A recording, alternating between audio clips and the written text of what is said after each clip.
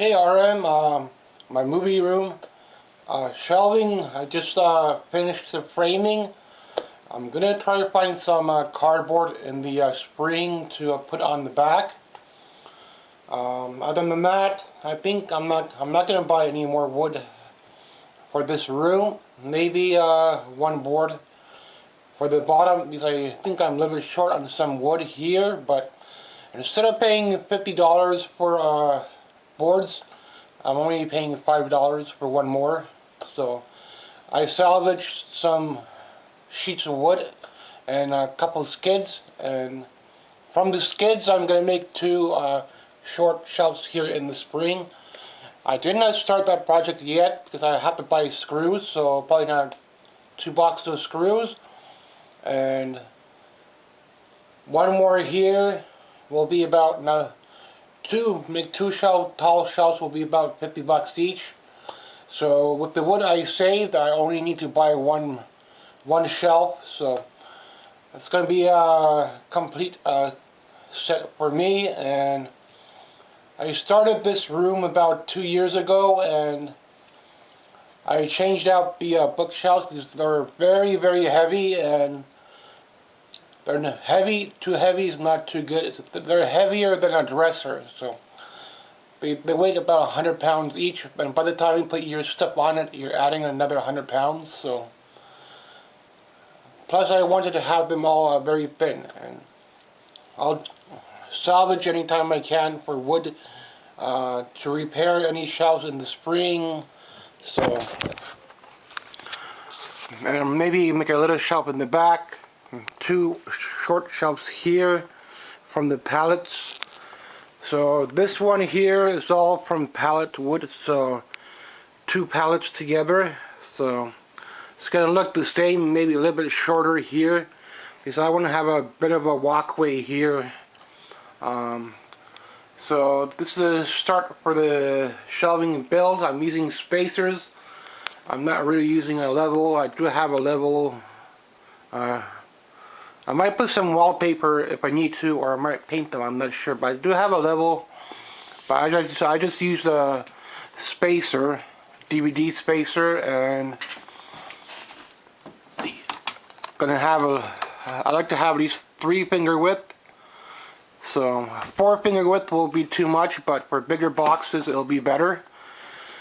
And I'll buy 1-2 boards maybe, and that'll be it for that project. And here I'm gonna build a little shorter shelf. So shorter one here will be about $50, and I think that will work out for me. So I'll keep this one here because it's really good for toys. And other than that, I think for the whole space in the spring, I'll start on that pallet shelf here. From the 2 shelves, it's all the storage, and some here I'll have to put away. This side's for Disney movies, children movies, and stuff like that. And I'll change out this cabinet in the back and make a little pallet shelf here. Display your rare movies a little bit better. Because I don't buy any glass cabinets or anything like that, because I don't have that kind of money for it. So I finished off this shelf as well. So I had a bit extra board in, a little bit short in the bottom, but I gave it a little bit extra here.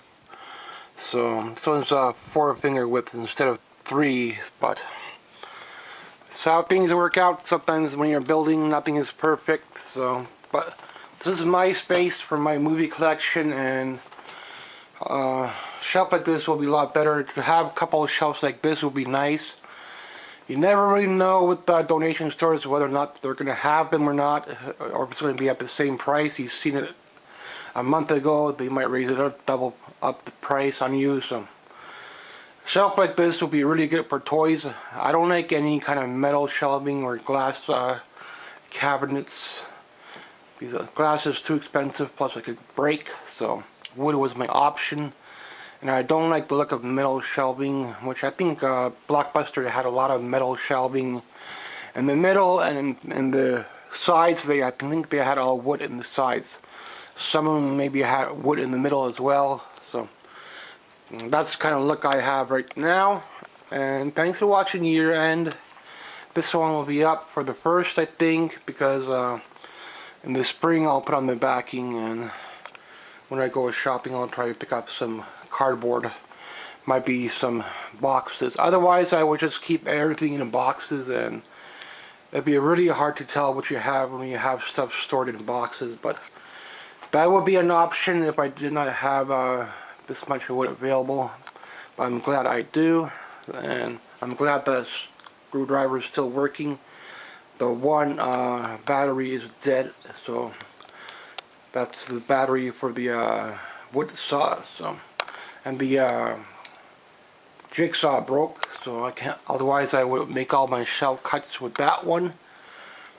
And I don't want to spend another 100 to 150 bucks to buy a blade saw when most of my shelves are almost complete. So just gonna go with it and do what I can to finish off the last one here, and hope for the best that I find some more wood in the spring to finish the bottom so I don't have to buy it.